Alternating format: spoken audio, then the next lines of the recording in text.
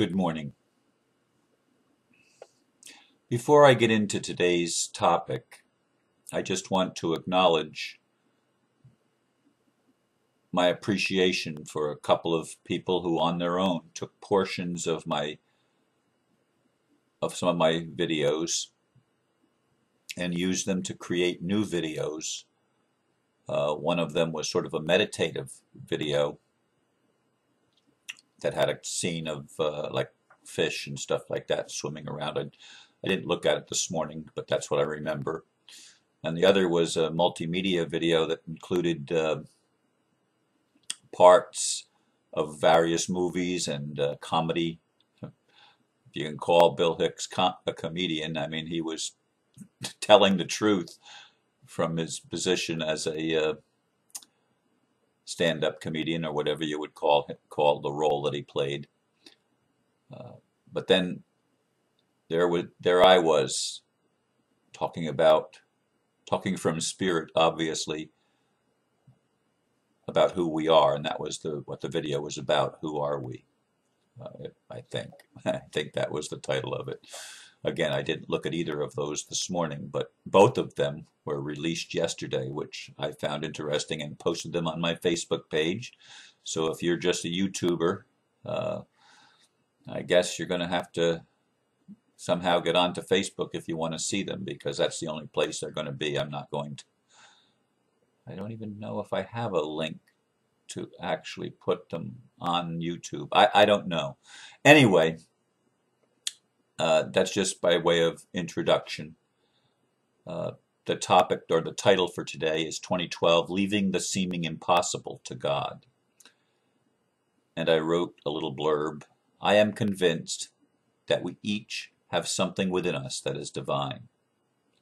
In fact, it is the very essence of who we are. For much of our human experience, we have lived our lives as if we are only human. Limited, stuck in time, and imprisoned by our inability to connect with whatever it is that would connect us to the infinite. Now in 2012, and the years immediately preceding this one, more and more of us are connecting. We are hearing the cry of our own hearts and seeing glimpses of the bigger picture. This is the awakening. And while we still recognize our humanity, we are also recognizing our divinity. This changes everything. We are able to see the light at the end of the tunnel, and we realize that even though we do not know how to get there, we know that we are going. Trust is leaving the seeming impossible. How? To God.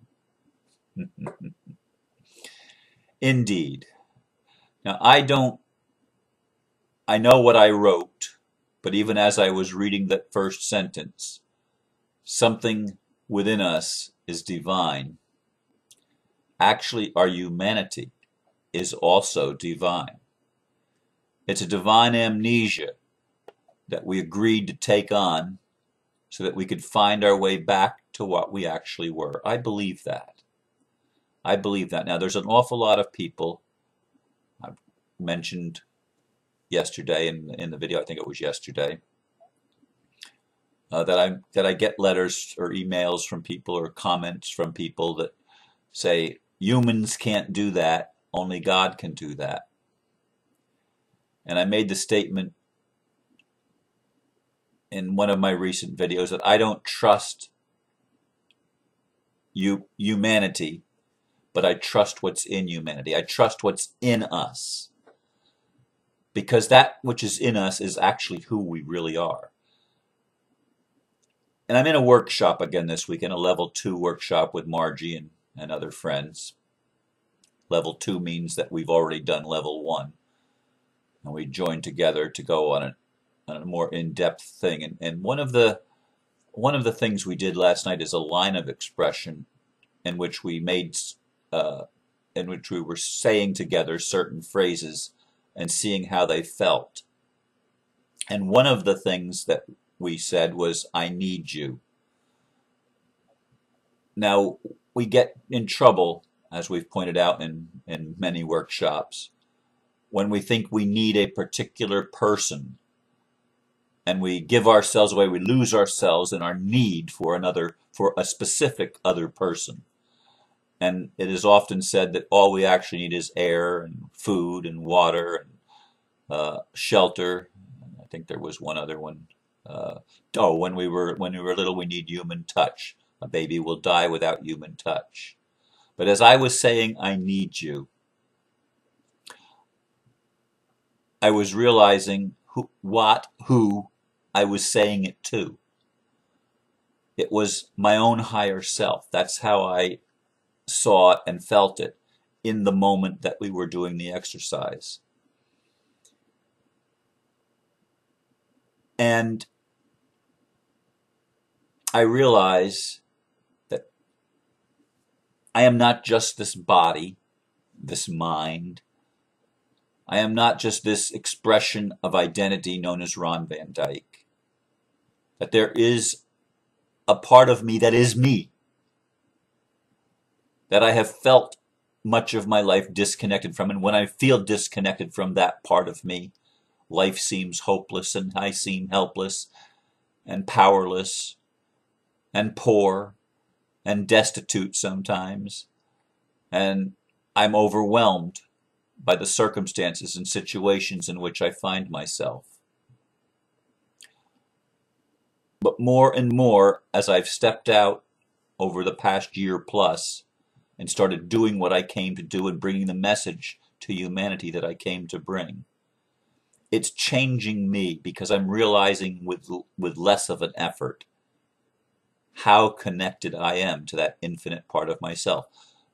The I that's speaking was never born and will never die. It is incorruptible, it is infinite and eternal, which was the message Anastasia's son read from the writing of God in the trees. My son, you are infinite, you are eternal, and all your dreams are within you. And this dream that we call human life, this experience that is humanity, that is the divine manifest in a world where we are able to forget and remember again. This world has provided us with all sorts of experiences of what it's like to forget, to take our inheritance, to take who we are and travel into a far country and not remember. And speaking of a far country, I'm drawn back to what I have on the other computer screen here. I have a new friend from southern Hungary, right near the Croatian border, it looks like on the map, because I looked. And I don't even want to say how to say her name because I don't know how to, when you put two consonants together that don't go together in English, I lose something in how to pronounce that. So I'll just leave it. But she has a quote on her Facebook page by Joseph Campbell, who said, "There is an invisible world supporting the visible one." And indeed, that is what's happening as we come to ourselves in the pig pen of this world and realize all of the injustices and realize that the atrocities that surround us, the inequality of the whole situation. We realize all of these things and our heart cries out for something more. And it's also interesting, on her page she has a picture of a pregnant woman with her belly exposed and her baby's foot pressed up against the wall of her abdomen so that you can actually see clearly the foot. It's inside of her, but yet it's visible by just taking a picture. If you look at her belly, there's the baby's footprint. And the footprint of the divine is showing in humanity right now. It is showing, it is manifesting itself. And we may not know how to overcome all the seemingly insurmountable problems and issues that we face. We may not understand how we can go from feeling powerless to becoming powerful. But we open our hearts, we open our minds to the possibility. And possibility thinking will characterize 2012 more than anything else in our experience. It will characterize what's happening to us as we somehow are brought step by step through these problems. Not that somebody's going to do it for us, but the divine part of us is going to work in us, through us. God in us. Now, a lot of even Christians and a lot of religious people don't believe that they are God. And they miss the whole message of Jesus. They miss the whole message of the masters, that we are divine. They miss the mystical message that's contained in all of the world religions, that we are one with Creator, creation, that they are the same thing. Creation is merely the Creator expressing, and I don't like calling the Creator it, but I will in this case, expressing itself as masculine and feminine, and as animal and human and tree and everything else. It's all God. Now people say that's pantheism, God and everything. Well, absolutely.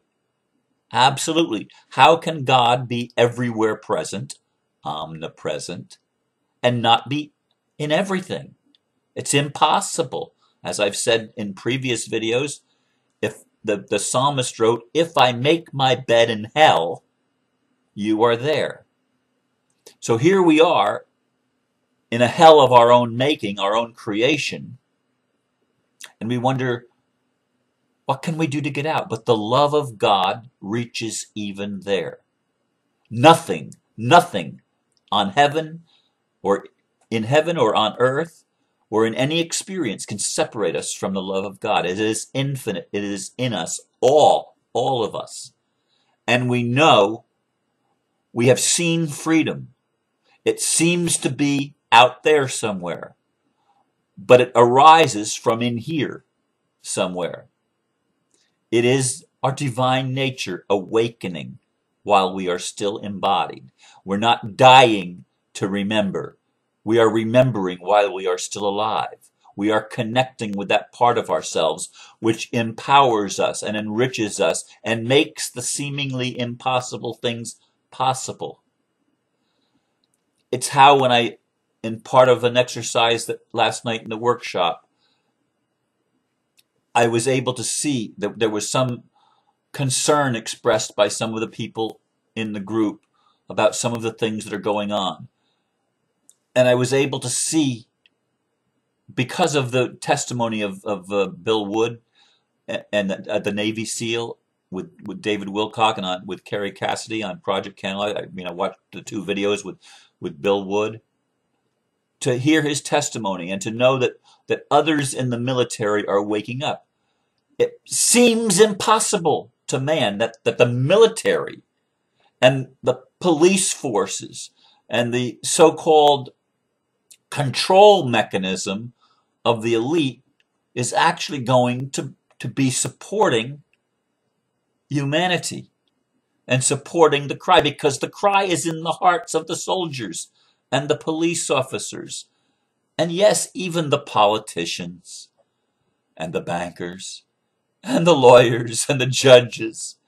The same cry. So it's all going to work together. How? Leave the how to God. Watch it unfold.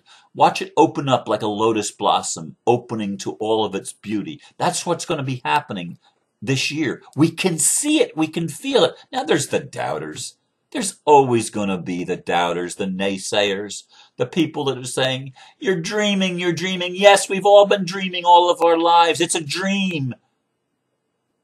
It's a dream that's been a nightmare, but we're waking from the nightmare and we're starting to see the beauty. If we look at what's inside of us, we start to see the beauty. We start to see the possibilities, the potentials.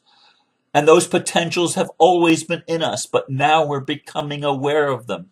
The scientific impossibilities, the things that seemed impossible from our scientific, rational minds, are being dissolved.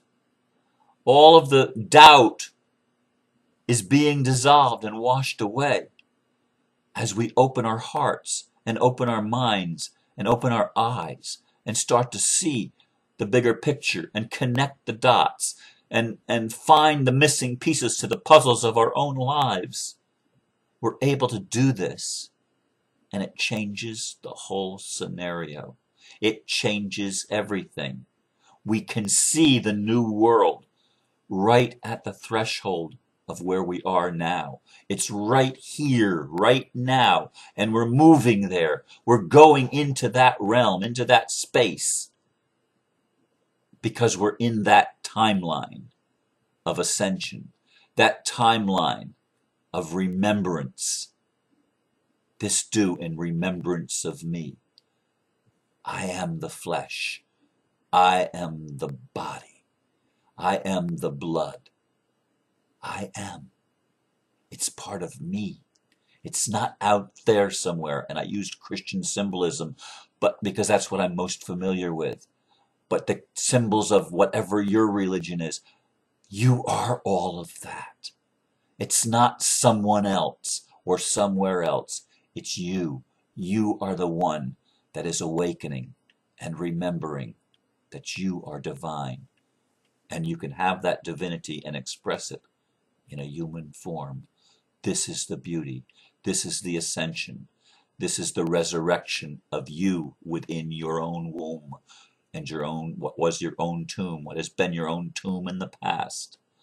But now, the footprint of the divine is on the tummy of the pregnant earth, and it's ready to be born and burst forth into newness of life. Leave the impossible house to the divine, but know that the divine is in you, as it's in me, as it's in all of us.